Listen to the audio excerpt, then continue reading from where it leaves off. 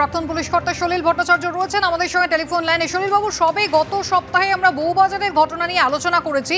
কার্যত সেই ঘটনারই পুনরাবৃত্তি দেখা গেল ভাঙড়ে। কোন ভাঙড়, যা এখন কলকাতা পুলিশের অধীনে, সেখানেও একজনকে সেই একইভাবে বেধড়ক মারধরের ঘটনা এবং খুব উল্লেখযোগ্যভাবে পুলিশ দুজনকে গ্রেফতার করেছে। কিন্তু যে ঘটনা ঘটেছে থানা থেকে মাত্র হাফ কিলোমিটার দূরত্বে, পুলিশ কিছু জানতেই পারল না। মারধরের পর দীর্ঘক্ষণ সেখানে দেহ পড়ে রইল। দেখো, ওই ভাঙড়ে ওটা হচ্ছে এন্ট্রি পয়েন্ট টু ভাঙড় পিএস। ওটা 200 থেকে 250 মিটার দূরে, মানে ভেরি ক্লোজ। সবচেয়ে যেটা মানে খুব অবাক লাগছে সেটা হচ্ছে যে মারলো, অতগুলো লোক মারলো, অনেকক্ষণ ধরে মারার পর ফেলে রাখলো, পড়েছিল প্রায় 2 ঘন্টা ধরে। ওটা হচ্ছে আসা যাওয়ার পথে, সবসময় পুলিশের গাড়ি ওখান থেকে ঘুরছে। নাইটের সময় নাইট মোবাইল আছে, নাইট পেট্রোলিং আছে, মোটরসাইক্লিং আছে, সবকিছু আছে। তা সত্ত্বেও কিন্তু ওখানে পড়ে রইল বডিটা। 2 নম্বর। 3 নম্বর হচ্ছে, দেখো, ওই ভাঙড়ের যে অশান্তি, সেটা তো বারবার ভাঙড়ের যে বিশৃঙ্খলা, আইনের অবনতি, মানে ললেসনেস দিনের পর দিন, ইলেকশন, পঞ্চায়েত ইলেকশনের আগে থেকে শুরু হয়েছে। কন্টিনিউয়াসলি রিপ, ইন্টার পার্টি রিপ, ইন্ট্রা পার্টি রিপ, দুটোই চলছে। বোম, গুলি, পুলিশ অফিসাররা বলছে যে একটু আপনারা সেফ জায়গায় দাঁড়ান, সাংবাদিকদের বলছে। তারপরে এটা সরকার, রাজ্য সরকার বললো এটা কলকাতা পুলিশ নেবে। নেওয়ার পরে ওটা কিন্তু প্রথমে অরিজিনালি ভাঙড় পুলিশ, সেটা জানা দরকার, ভাঙড় police station was only 1 police station. তারপরে এটা ট্রাইফার্কেট হলো, এখন এটা 9টা থানায় পরিণত হলো। কিন্তু তোমার সেই ভাঙড়, সেই ভাঙড়ের জায়গাতেই আছে।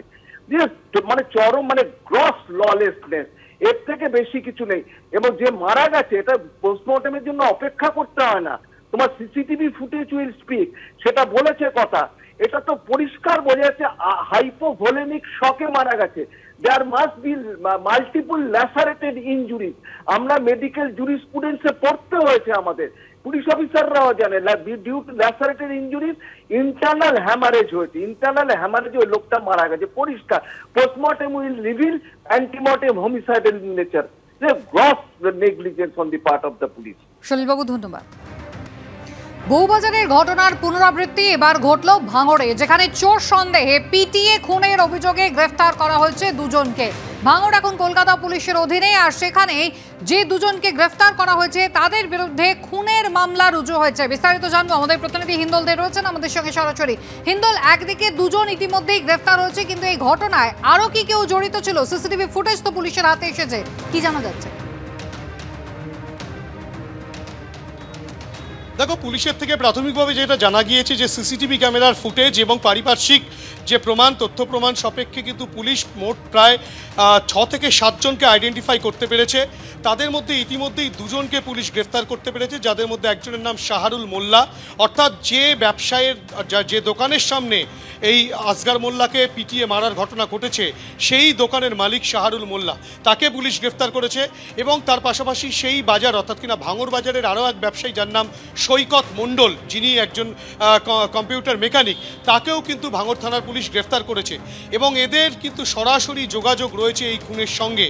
এই গোটা ঘটনায় কিন্তু সিসিটিভি ক্যামেরার ফুটেজ কিন্তু পুলিশ খতিয়ে দেখছে। যেই সিসিটিভি ক্যামেরার ফুটেজ প্রথমে পুলিশের হাতে আসছিল না, পরবর্তী ক্ষেত্রে ঘটনাস্থলে ঠিক উল্টো দিকে একটি কাপড়ের দোকান রয়েছে, সেই কাপড়ের দোকানের সিসিটিভি ক্যামেরা থেকে কিন্তু একেবারে স্পষ্ট হয়। এবং লালবাজারে যেটা জানায় যে আসগার মোল্লাকে বেশ কয়েকজন ব্যক্তি মারধর করছে, সেই ছবি একেবারে স্পষ্ট, অর্থাৎ কিনা গণপ্রহার বা গণপিটুনির ঘটনা ঘটেছে, সেই বিষয়টা একেবারে স্পষ্ট। তারই পরিপ্রেক্ষিতে তদন্ত প্রক্রিয়া শুরু হয় এবং তারপরেই গতকাল 2 জন সন্দেহভাজনকে ধরা হয়েছিল। যে 2 জনের নাম আমি বললাম, সেই 2 জনকে পরবর্তী ক্ষেত্রে পুলিশ গ্রেফতার করে। এবং পুলিশ সূত্রে যেটা জানা যাচ্ছে যে লাঠি সোটা, পাইপ, কলের পাইপ, যেগুলো দিয়ে মারধর করা হয়েছিল আসগারকে, সেগুলোও কিন্তু পুলিশ ইতিমধ্যেই বাজেয়াপ্ত করেছে। কলকাতা পুলিশের গুন্ডা দমন শাখার আধিকারিকরা তারাও কিন্তু গোটা এলাকায় বিভিন্ন জায়গায় তল্লাশি চালাচ্ছেন, তেমন চিত্র কিন্তু উঠে আসছে। পাশাপাশি ভাঙড় থানার পুলিশও কিন্তু গোটা ঘটনা তদন্ত প্রক্রিয়া শুরু করেছে।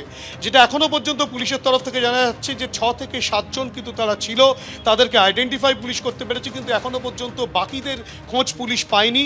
তাদের খোঁজে তল্লাশি চলছে। যারা খুনের সঙ্গে সরাসরি যুক্ত ছিল, যারা মারধর করেছিল, সেরকম ব্যক্তিদের খোঁজে কিন্তু পুলিশ তল্লাশি চালাচ্ছে। চালাচ্ছে।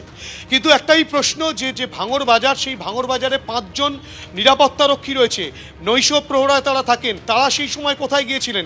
তারা কেন সেই সময় ছিলেন না? বেশ কয়েকদিন ধরে ভাঙড় বাজারে চুরি হচ্ছিল, সেই চুরি কেন রোধ করা গেল না?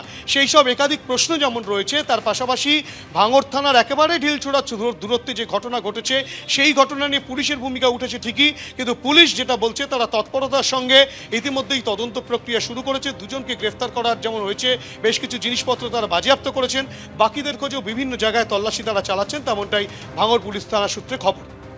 একেবারে হিন্দুল, এবং কয়েকদিন আগেই আমরা বউবাজারের ক্ষেত্রে যে ঘটনা দেখেছিলাম, ঠিক এটি কেকের দোকানে সিসিটিভি ফুটেজ, সেই ফুটেজ মোছার চেষ্টা করে অভিযুক্তরা, এমনটাই জানা যায়।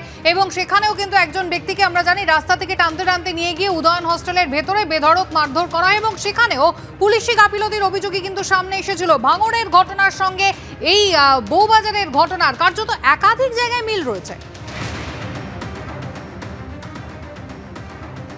একেবারেই দেখো, মিলটা কিন্তু একাধিক জায়গায় রয়েছে। যেখানে বউবাজারের ঘটনায় পুলিশ কার্যত বাইরে দাঁড়িয়েছিল, যেই সময় সেই ব্যক্তিকে মারধর করা হচ্ছে ভেতরে, হোস্টেলের ভেতরে সেই ঘটনা ঘটছে, তখনও পুলিশ বাইরে, ভেতরে ঢুকতে তাদের সমস্যা হয়।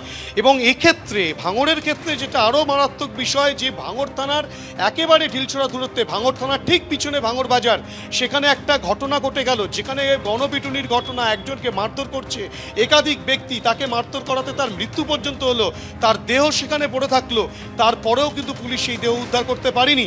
পুলিশ যখন গেল ততক্ষণে কিন্তু সেই ব্যক্তির পরিবারের সদস্যরা তার দেহ নিয়ে গ্রামে চলে গিয়েছে, ফুলবাড়ি অঞ্চলে তাদের বাড়ি, সেখানে চলে গিয়েছে। সেখান থেকে পুলিশকে কার্যত অনুরোধ করে নিয়ে আসতে হয় এবং তারপরে ময়নাতদন্তের জন্য পাঠানো হয়। এবং তুমি জানো ইতিমধ্যেই ময়নাতদন্তের যে প্রাথমিক রিপোর্ট পুলিশের তরফ থেকে জানা যাচ্ছে যে শরীরে একাধিক আঘাতের চিহ্ন রয়েছে এবং সেই আঘাতের কারণেই কিন্তু মৃত্যু হয়েছিল, তেমনটাই কিন্তু মনে করা হচ্ছে। গোটা ঘটনা তদন্ত প্রক্রিয়া শুরু হয়েছে, যদিও পুলিশের ভূমিকা নিয়ে কিন্তু রীতিমতো প্রশ্ন দানা বেড়েছে। একেবারে হিন্দল, তুমি আমাদের সঙ্গে থাকো।